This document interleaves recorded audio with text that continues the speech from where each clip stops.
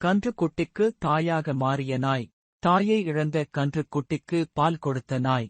நாயிடம் பால் குடிக்கும் தாயை இழந்தது கன்று குட்டி.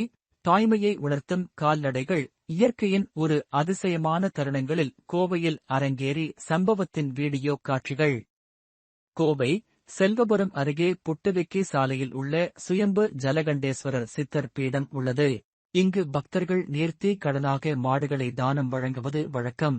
அங்கு இருந்த ஒரு பசு மாடு கன்று குட்டி ஈன்ற நிலையில் கடந்த 6 மாதங்களுக்கு முன்பு உயிரிழந்துள்ளது. தாய் இல்லாமல் பரிதவித்து அதன் கன்று குட்டியை பரிதவித்து வந்துள்ளது.